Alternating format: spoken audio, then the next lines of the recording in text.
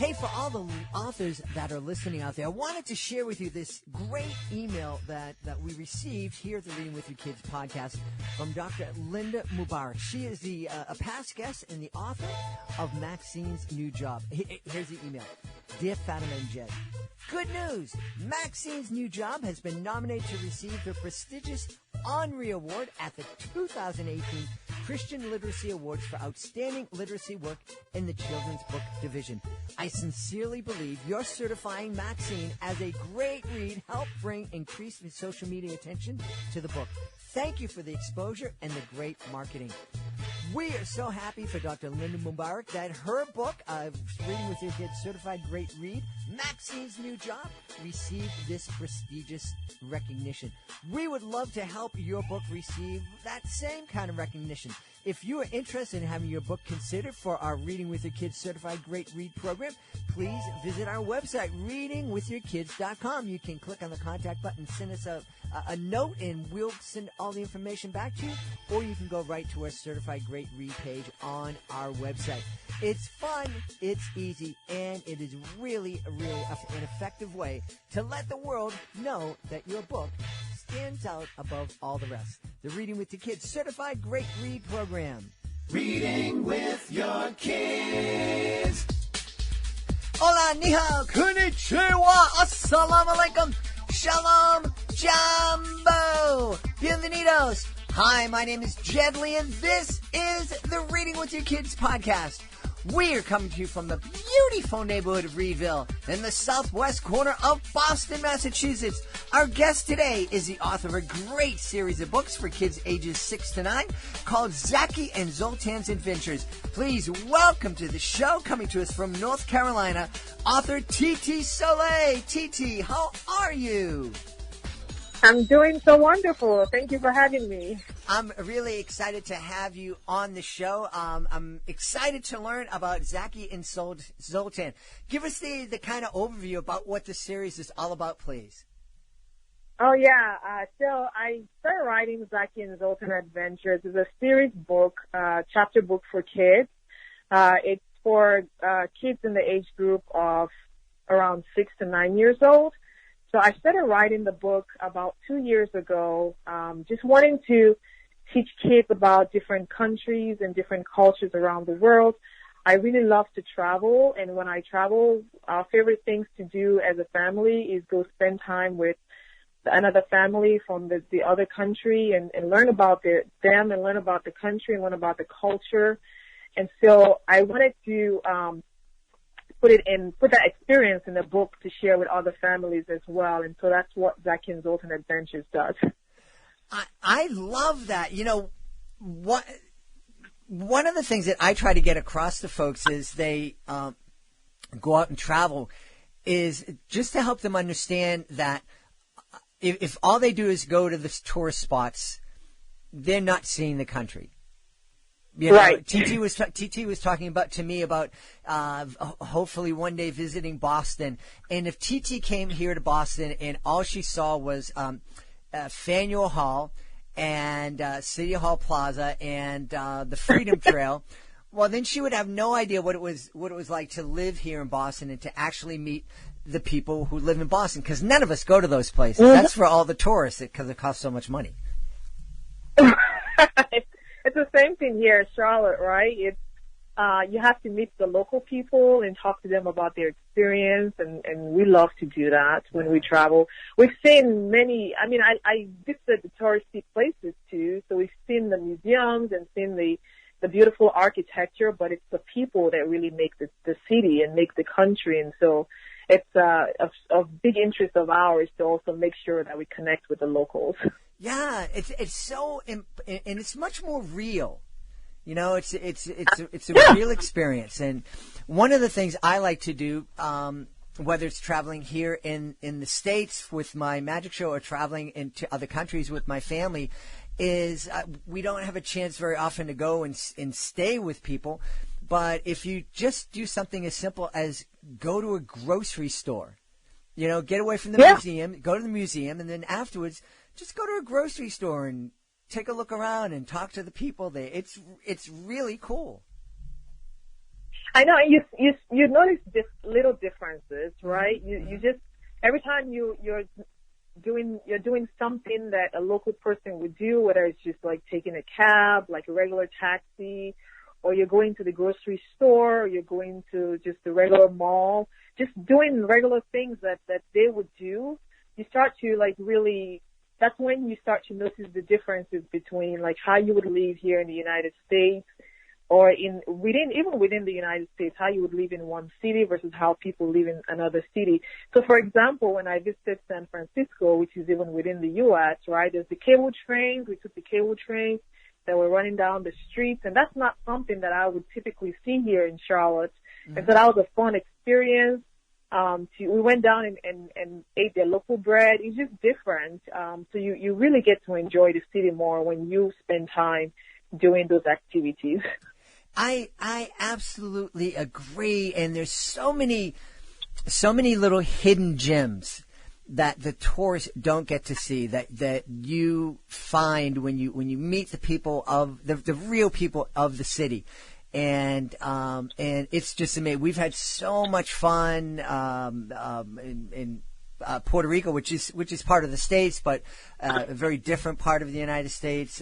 Panama, Costa Rica, Canada, and you've certainly traveled to many, many more places than I have, and it's really exciting. And but one of the things that I love about your series is that while it's celebrating the differences that we have and the different ways that we're living and the different languages and the different ways we greet each other, your books celebrate the fact that we are all brothers and sisters when you get down to it. Oh, yeah, definitely. The big things I try to highlight in the book are things that we would also do here in America, right? Mm-hmm. So, for example, we all eat. So in America, we like burgers, we like hot dogs, we like pizza.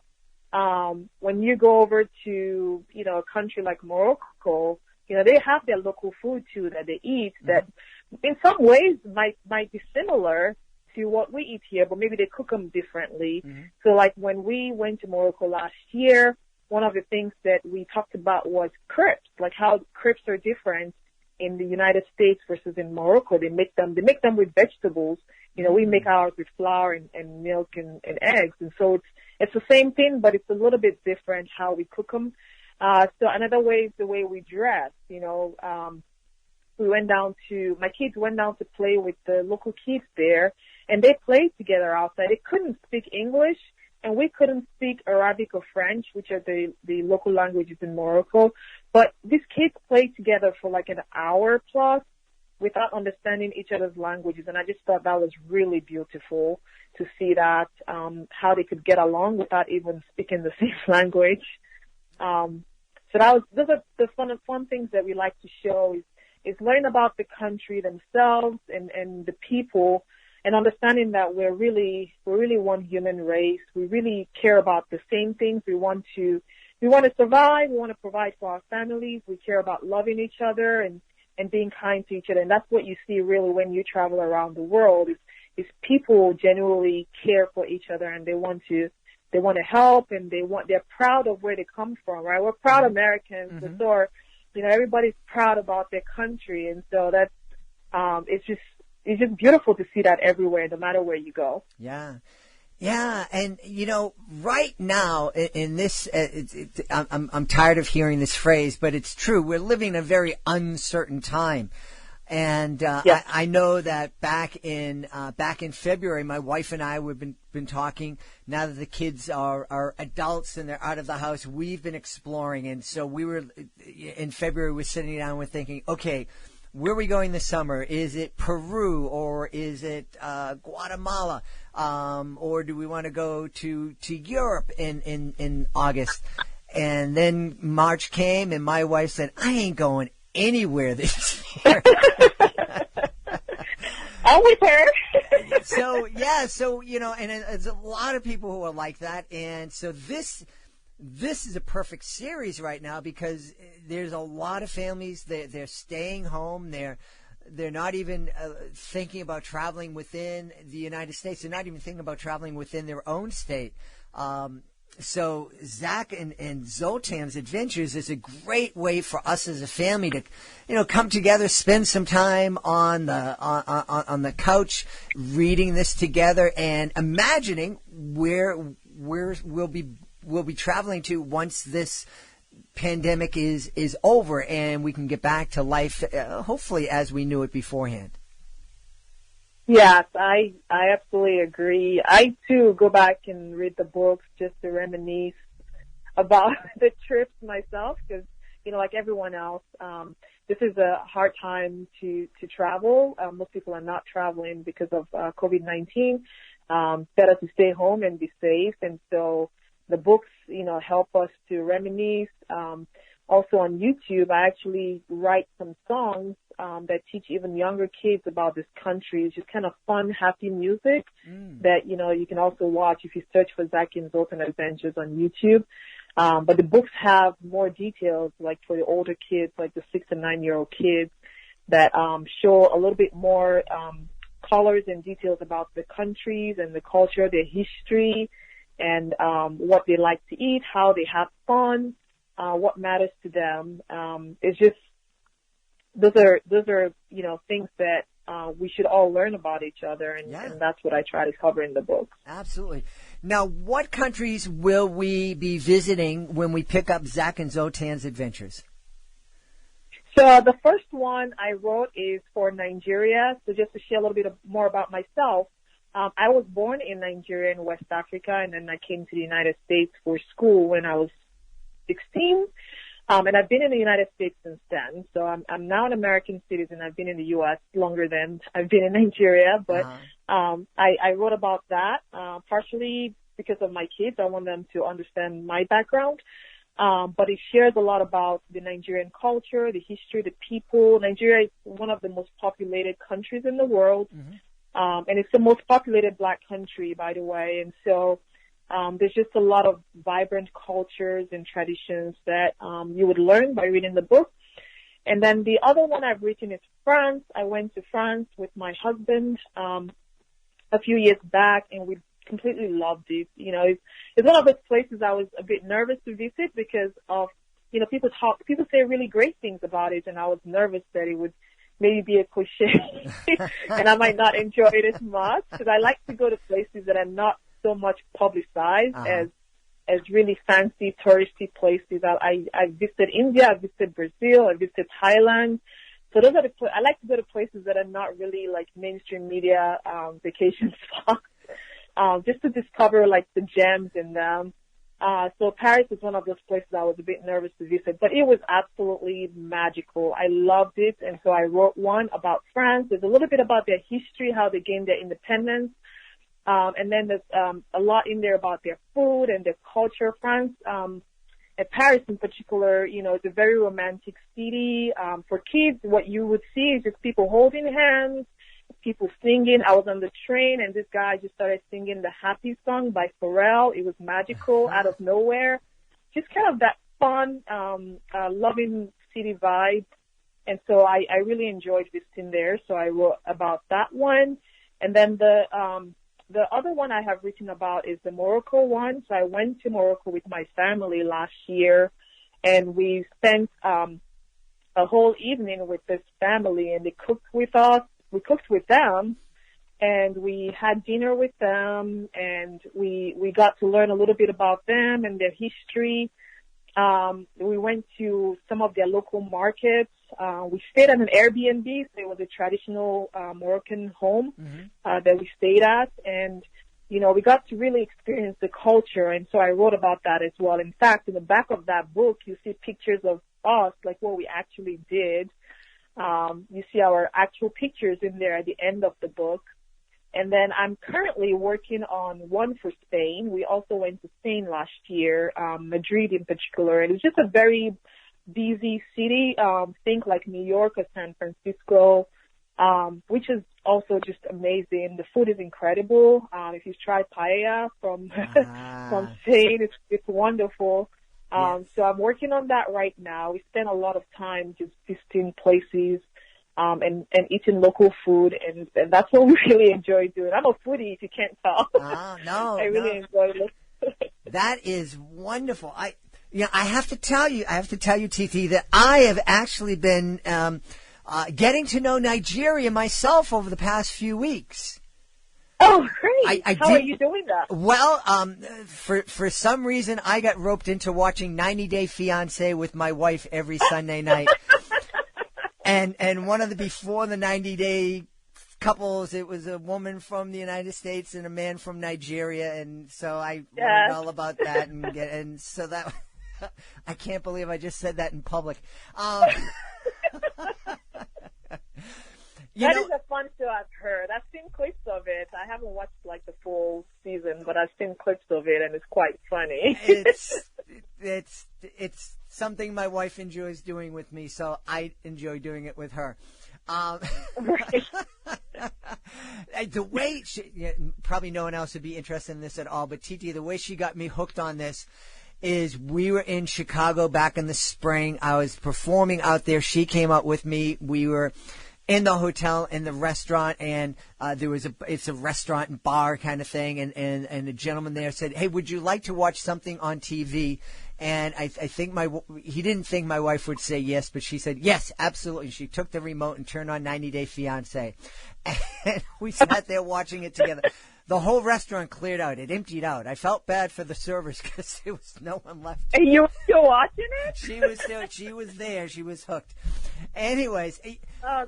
I love the story of you coming together with the family in Morocco and cooking with that family. And the whole Airbnb thing has really opened up new opportunities for families to actually do what we're talking about, which is to actually go and to stay in a neighborhood and to stay in a traditional home and get to know the neighbors and get to know the real people in these different cities around the world.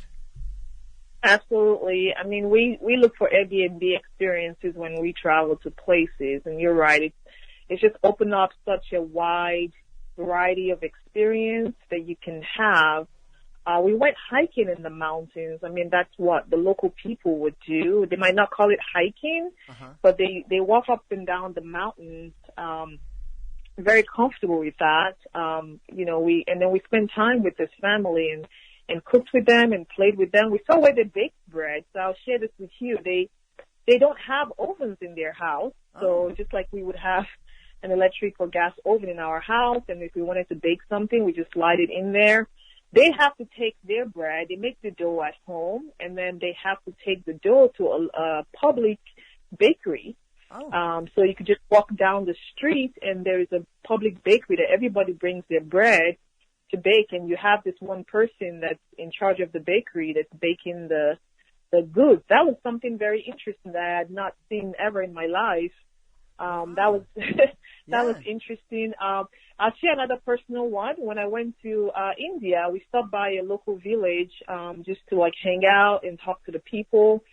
And the ladies there, I had on braids. I don't know if you're familiar with braids, like African women do them quite a lot. So it's just a hairstyle that is like, single hair that you twist together. So I had that when I went to India, and they were so amazed by it. They were touching my hair and staring like it was something they had never seen before. And I was just as much admiring their own hair. It's long and silky and beautiful. But, when we travel and we mingle, we teach each other things. We learn new things, and that's the beauty of travel to me. And it's one of my greatest passion is to go out in the world and just see places and learn about people. It opens your eyes to so much, and it brings more compassion for just everything that's going on around the world and supporting just, people in general, because you really, your eyes are really open to so much. I'm having a hard time putting it into words. No, how much you learn. I think you did it. You said it perfectly. I think one of the things you're speaking about when you travel, when I travel, I try to have a curiosity and a real curiosity about people. And so and I'm not perfect by any means, but typically I'll try to go and to a new place and try to have an open mind and be aware of my surroundings and try not to do anything dangerous, but, go and be curious about the people and be inquisitive and ask questions and not assume anything. And wouldn't that be a wonderful attitude for our kids to have here at home when they meet new people here at home, to not have to not make prejudgments, to not assume things about people, and instead just get to know them. And no matter where that person comes from, with city or race or religion, just, hey, you're a neighbor. You live here in Boston. You live in North Carolina. Let's get to know each other, and start from that point. Wouldn't we? It's funny you mentioned that. Sorry, go ahead. No, I was done. I just think it would just. You're right. You definitely want to explore in a safe way, and I think that's where like Airbnb experiences really come in handy, because you can see the reviews, you can tell the person is trusted, party that's hosting the event or planning this activity that you're going to participate in, and it's done in a safe manner. Usually, sometimes with groups of people, and so it's a much safer way to go out and explore in the world. But to your point about, how our kids should learn, yes, absolutely, is that curiosity is there for them to learn about people. That's why I focus on kids with my books. That natural curiosity is so strong, and it's just natural in them for them to build friendships and not make any assumptions about anybody. They're just very curious people, and like, for us as adults too, we should do the same thing too. Like you said, meet your neighbors. With the recent things happening in the country, my husband and I did that. We invited some of our neighbors over that we haven't really met. Some of them just moved in recently in the past year or so. So obviously maintaining social distancing, we had them over, and we all just got to know each other and talk about what's happening in the country.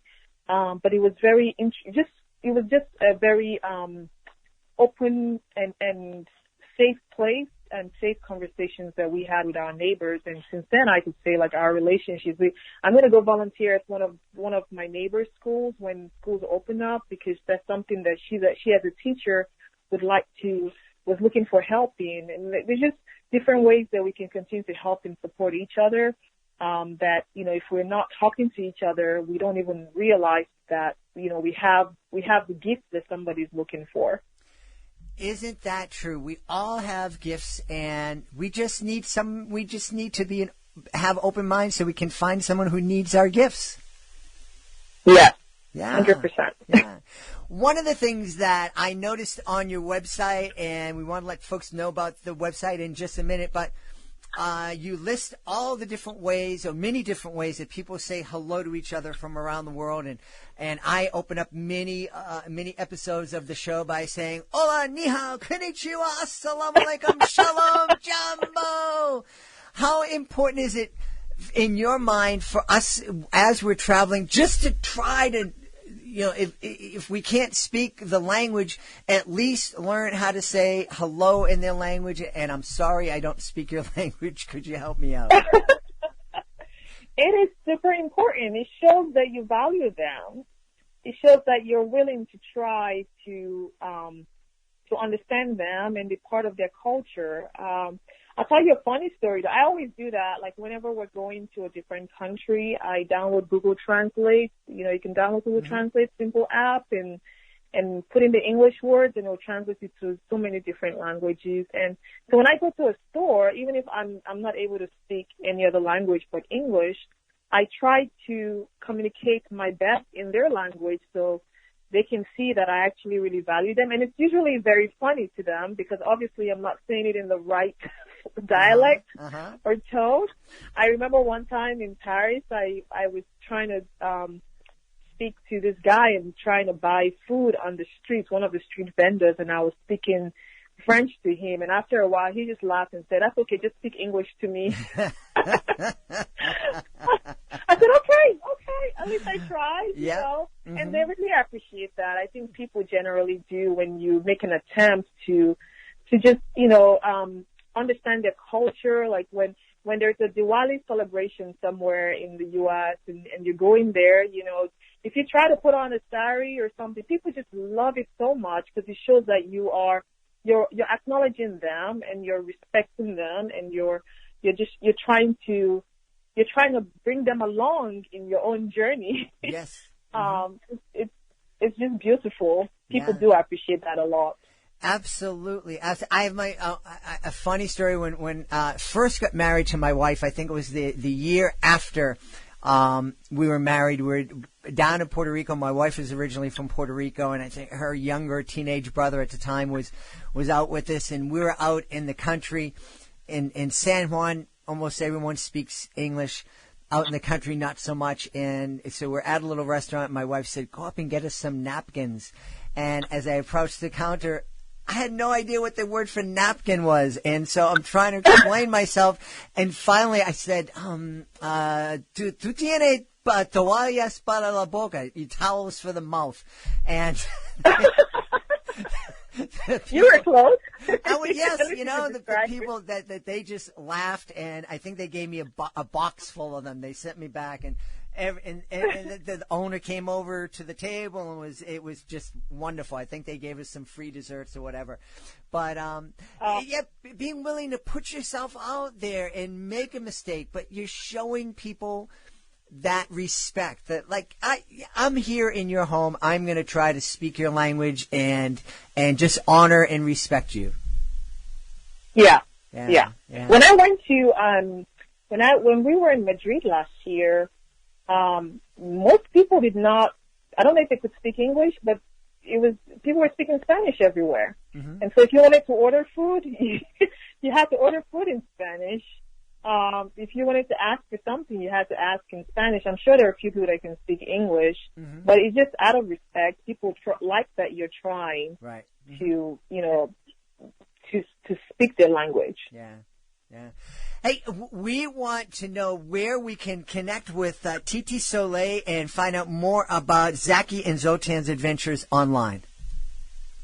Absolutely. So my website is tzonline.com, so tzonline.com, and my books are on Amazon. So all of them are on Amazon. You can search for my name, Titi Sule. My author page would come up, or you can just search for Zaki and Zoltan Adventures, and you would see all the books.